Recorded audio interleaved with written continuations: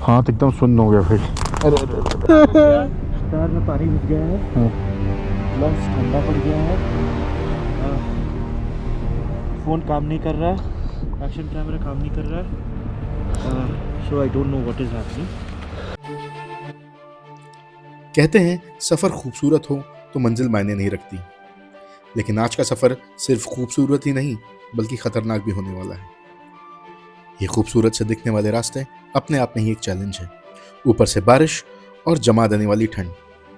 और वैसे ये तो होना ही था, because we are travelling to the world's second coldest place in the world, Dras.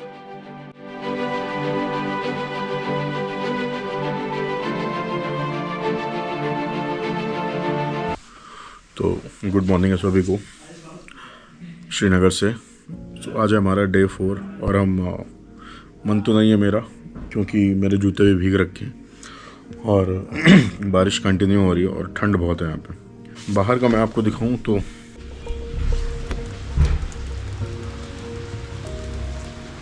अब ऐसे में हमें जाना है, यहाँ से श्रीनगर से जाना है द्रास या करगिल और सोनमर्ग होते हुए। और सोनमर्ग काफ़ी ठंडा है भाई, मैं जा रखा हूँ पहले तो थोड़ा सा मुझे हिचकिचाहट हो रही है। So we are about to begin for day 4। और जब कल रात में हम डिजोस्ट्रा लाए तो हमें कुछ भैया मिले, फ्रेंड्स मिले, तो यहाँ की सब जर्नी हम साथ में शुरू करने वाले हैं। सो इट इज़ बेटर कि वी शुड नो देम। तो मैं उनका इंट्रोडक्शन कर रहा हूँ आपसे। Hello, I'm Anando from Chhattisgarh. I'm Gokul and I'm from Kerala. Myself Rahul from Mathura. Hello, मेरा नाम साहिल है। मेरा ट्रिप तो खत्म हो गया, अब मैं जा रहा हूँ घर वापस। तो भाई ब्रेकफास्ट आ गया है, ब्रेड ऑमलेट और हनी लेमन जिंजर टी। बताता हूँ भाई कैसा है। सामान पैक करके गाड़ी पे रख देते हैं एटलीस्ट, फिर उसके बाद देखते हैं क्या कर सकते हैं। तो ठंड तो है अच्छी खासी और बारिश लगातार तेज़ हो रही है, तो देखते हैं भाई, एडवेंचर है रास्ते का। हालांकि जब मैं सुबह उठा तो मेरा जाने का बिल्कुल मन नहीं था, लेकिन सबको तैयार होता देख मुझे भी मोटिवेशन आ गया कि चलते हैं। तो भाई हो गए हैं रेडी और बुलेट हो गई रेडी, चलें। और भाई हमारे साथ है, इधर आ जाओ भाई, ये भाई हमारे साथ है, केरला का राइडर है, West Bengal, UP, Allahabad, UP and Haryana, and another biker from Maharashtra. Please come to the camera. भाई साहब कुछ सामान नहीं लेके आए थे, भाई ने इतना जुगाड़ किया तो मज़ा आ गया भाई, थैंक यू।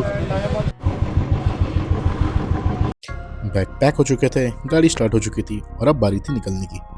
बोलो राजा रामचंद्र की जय। वैसे तो मेरा बिल्कुल भी मन नहीं था आज कहीं भी जाने का। आज का प्लान था कि केवल आराम करना है, लेकिन सुबह सुबह इंडिया के डिफरेंट पार्ट से राइडर्स से मिलने के बाद एक अजीब सी इंस्पिरेशन मिली और बोला कि नहीं यार चलते हैं, जो भी होगा साथ में देखेंगे। और अब आप मेरे लेफ्ट साइड देख रहे हैं कश्मीर फेमस डल लेक।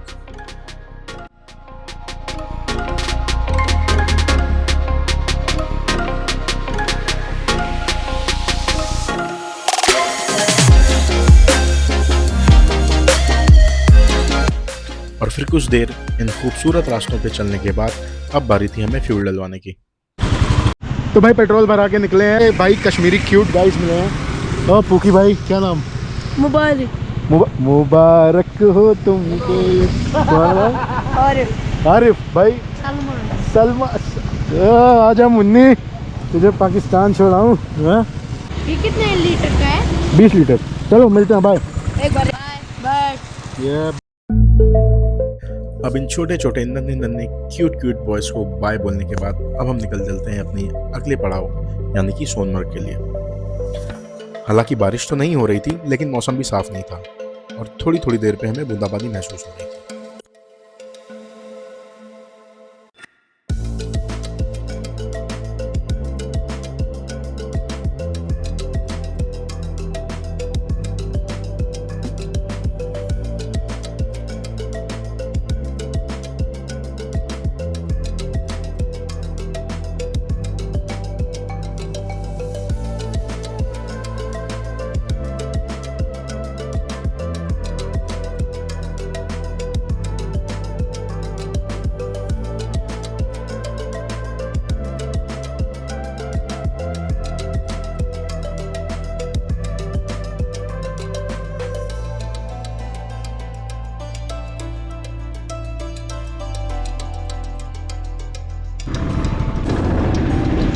बाबा याद है, यही वो जगह थी जहाँ तुम आतंकवादी बने थे, ये जगह। ब्रिज को क्रॉस करते ही ऐसा लग रहा था जैसे कि मैं किसी दूसरी दुनिया में आ गया हूँ। खूबसूरत पहाड़, प्यारा मौसम, सामने बादल, बगल में बहती हुई नदी, ये सारी चीज़ें मिलकर के चीज़ों को इतना खूबसूरत बना रही थी कि मैं वर्ड्स में एक्सप्रेस नहीं कर सकता।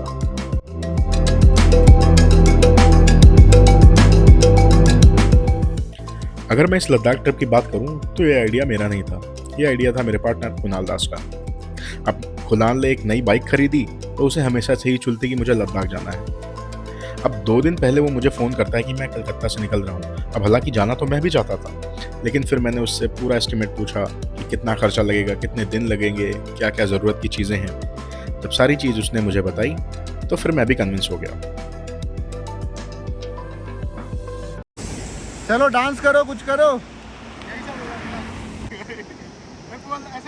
लगभग श्रीनगर से 1 घंटे की राइड के बाद हम इस लोकेशन पर रुके हैं और फोटो वगैरह खिंचा रहे हैं। अभी हम फोटो आपको अपलोड कर देंगे। बिल्कुल अपलोड करेंगे। बहुत बढ़िया व्यू है, बहुत तगड़ा व्यू है भाई। जम्मू आते आते तक जो हालत ख़राब थी ना, अब यहाँ के बाद जो व्यू देख रहे हैं इतना मन खुश हो रहा है कि हम like it was totally worth it. और मुझे पता है जैसे जैसे हम आगे जाते जाएंगे वैसे वैसे व्यू बहुत अच्छा चलता जाएगा। इस ब्रेक के बाद और व्यू को देखने के बाद हमारा माइंड पूरी तरह से रिफ्रेश हो गया था and we could feel different kind of energy within us, the energy of joy and excitement.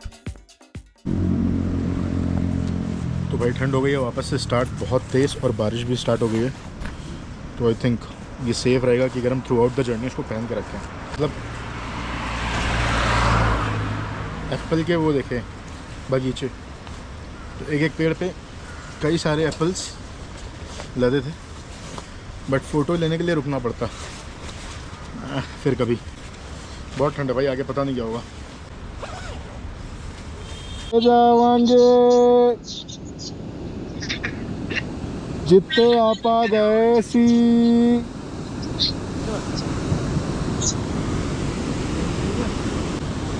Thank you भैया। ये थे नमन, मेरे बचपन के दोस्त, और जिनके साथ मैं पहली बार कश्मीर आया था। और जैसे जैसे हम सोनमर्ग के करीब जाते हैं हमारी मुश्किलें बढ़ती जाती हैं। हम रोड की तारीफ करते हुए जा ही रहे थे कि इतने में हमारे सामने एक और चैलेंज आता है, और वो चैलेंज था ये।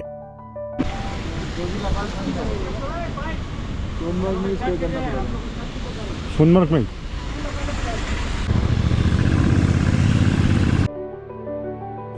और जब इस रास्ते पे आए तब हमें समझ में आया कि हमें क्यों लोग मना कर रहे थे आगे जाने से। भारी लैंडस्लाइड के कारण यहाँ पे 1 से 1.5 फीट तक की मिट्टी जमा हो गई थी, जिसमें से हमें बाइक लेके जानी थी।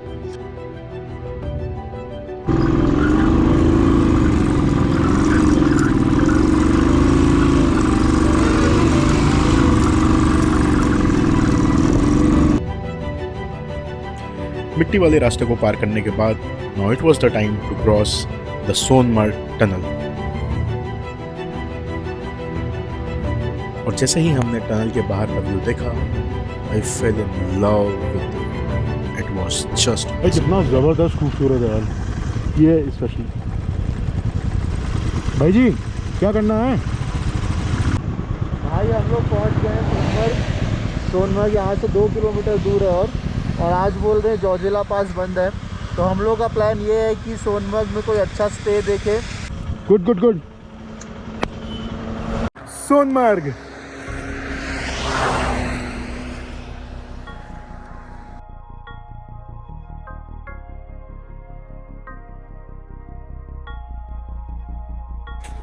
फोटो वगैरह खिंचा दिया। जोजिला पास बंद है, बट प्लान कर रहे हैं कि अगर बंद होगा तो फिर हम वापस चले जाएंगे, विल कम बैक, नहीं तो फिर दाब देंगे आके। तो अभी हम जा रहे हैं, कुछ चाय वाय पियेंगे। चाय हो गया या समोसे बोल रहे थे केडी, चाय समोसे खाते हैं तो आगे निकलते हैं। समोसा कैसे दिए? कैसे दिए? 20 का 1। और चाय? हमारे राहुल भाई यहाँ चाय का सेवन कर रहे हैं, कॉफ़ी ब्लैक। अरे बड़े लोग भाई, चाय आ गई अपनी, साथ में प्याज दिया है और समोसा ठंडा एकदम।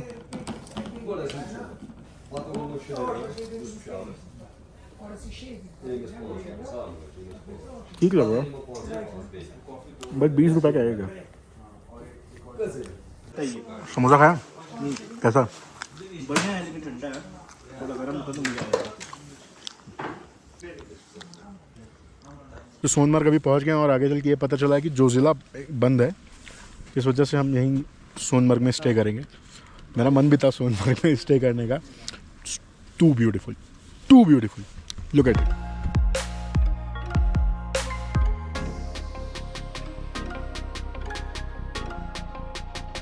सोनमर्ग में ब्रेक लेने के बाद अब टाइम था जोजिला पास के लिए निकलने का।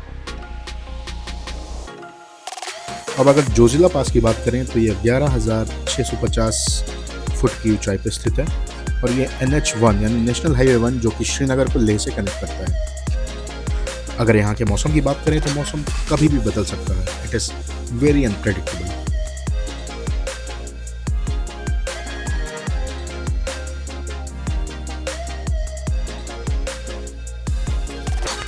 और अगर रोड की बात करें, खैर वो तो आप देख ही रहे हैं।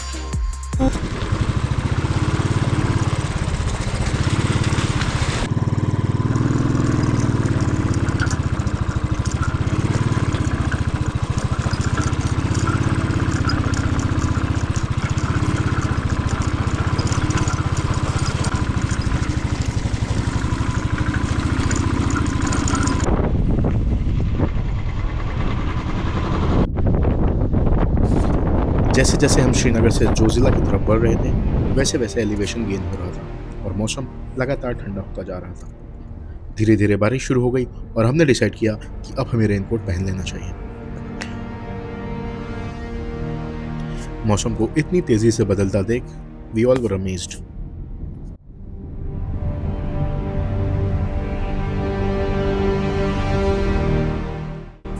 हमने अपना सारा सामान वापस से चेक और रीचेक किया। बर्फीली हवाएं इतनी तेज चल रही थी कि सामान बांधते हुए भी मुझे ठंड का एहसास हो रहा था।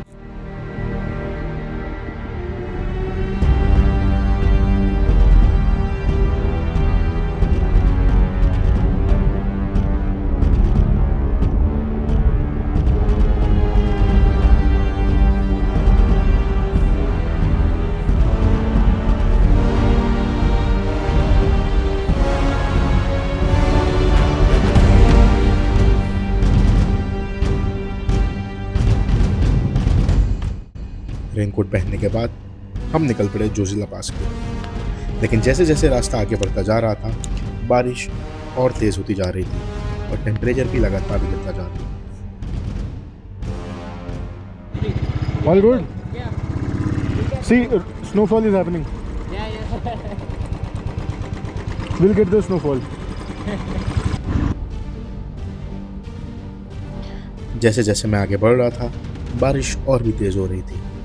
मेरे ग्लव्स पूरी तरह से भीग चुके थे और ठंड इतनी ज़्यादा लग रही थी कि बाइक चलाना भी मुश्किल लग रहा था।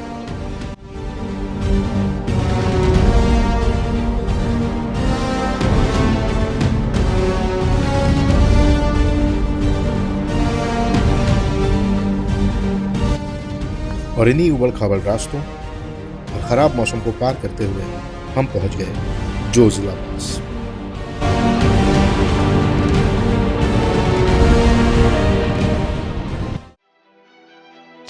हमें लगा था कि जोजिला पहुंचने के बाद हमारी मुश्किलें थोड़ी आसान हो जाएंगी, लेकिन यहाँ सब उल्टा हो गया। बारिश और भी तेज हो गई और उसके साथ साथ हल्की हल्की बर्फबारी भी शुरू हो गई। ठंड अब हद से ज़्यादा बढ़ चुकी थी। किसी तरह ख़राब रास्तों को पार करते हुए हम आगे बढ़ रहे थे। मेरे हाथ पूरी तरह से जम चुके थे। हाथ एकदम सुन्न हो गया फिर। अब केटी भाई कैसा लग रहा है? बहुत ऑनेस्ट बहुत बुरा हाल है, लेकिन मज़ा बहुत आ रहा है। कैमरा खराब हो गया, कार में पानी घुस गया है, ग्लव्स ठंडा पड़ गया है, फ़ोन काम नहीं कर रहा है, एक्शन कैमरा काम नहीं कर रहा है। So I don't know what is happening. तो अभी शरणागति करते करते जाएंगे।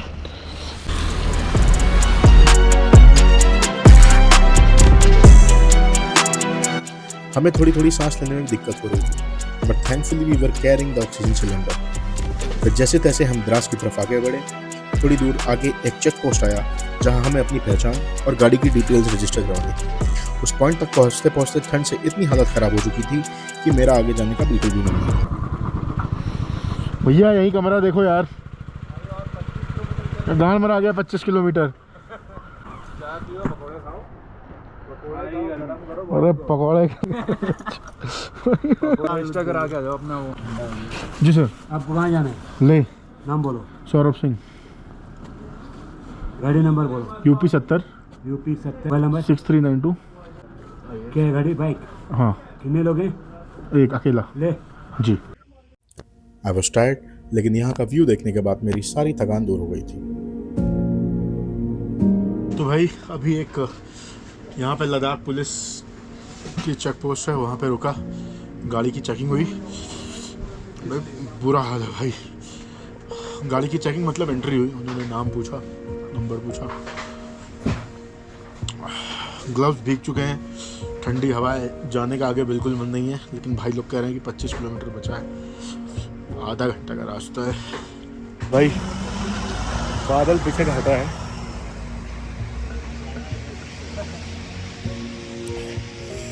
अमृत लग रहा है भाई चाय अंदर जाके।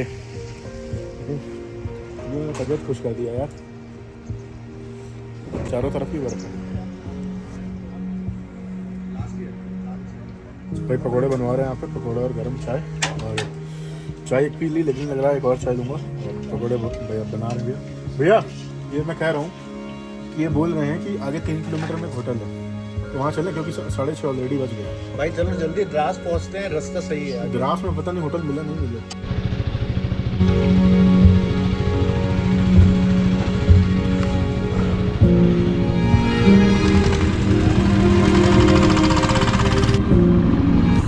जैसे ही गर्मा गर्म चाय और पकौड़े मिले, शरीर में थोड़ी सी जान वापस आई और इस खराब रास्ते पे मैं गिरते गिरते बचा।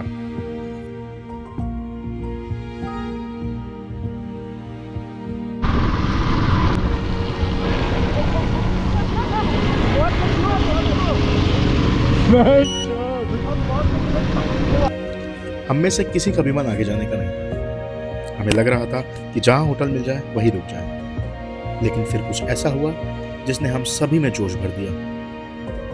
क्या क्या क्या बोल रहे हो आप? क्या? यहाँ पे 2-3 होटल है। हाँ। और द्रास 20 किलोमीटर है, आधा घंटा। Let's do it. या do it do it do it. Har Har Mahadev. We were very much confused कि यहाँ पे रुकना है या आगे बढ़ना है। पता नहीं उस वक्त एक अंदर से आवाज़ आई, लेट्स डू इट। अब हर हर महादेव बोलते ही जैसे एक अलग सा जोश हमारे अंदर आया। फिर हम पहुँच गए द्रास। तो भाई रास्ते में हो गई थी हमारे गोप्रो की बैटरी ख़त्म और हम पहुँच चुके हैं द्रास। करगिल जाने की हिम्मत नहीं, क्योंकि करगिल अब शाम भी हो गई है और फिर दूर भी है। तो भाई आ गए हैं, ये होटल ले लिया हमने, रेनकोट, विंड चीटर का काम किया इसने। और कुछ ऐसा है रूम, 1200 रुपये का रूम है और काफ़ी डिसेंट लगा। खाना बाहर जाना पड़ेगा खाने के लिए, तो इट्स अ फेयर डील। अब कुछ नहीं, बहुत थके हुए हैं, बैक में पेन है। हाँ, चेंज करेंगे, सोएंगे खाना खाने के बाद। तो आज का ब्लॉग करते हैं यहीं पे एंड। और आई होप आप सबको मज़ा आ रहा है, जितने भी टेरेन्स है या फिर चैलेंजेस हैं। हम कोशिश कर रहे हैं कि ये सारी चीज़ें आपको रॉ दिखाएं, तो आई होप आपको मज़ा आ रहा होगा। और अगर आपको मज़ा आ रहा है तो प्लीज़ इस वीडियो को लाइक कर दीजिए। और आपका कौन सा फेवरेट पार्ट था इस पूरे वीडियो में, प्लीज़ कमेंट करके बताइए। और मिलते हैं आपसे कल आगे की जर्नी के लिए। तब तक के लिए थैंक्स फॉर वॉचिंग।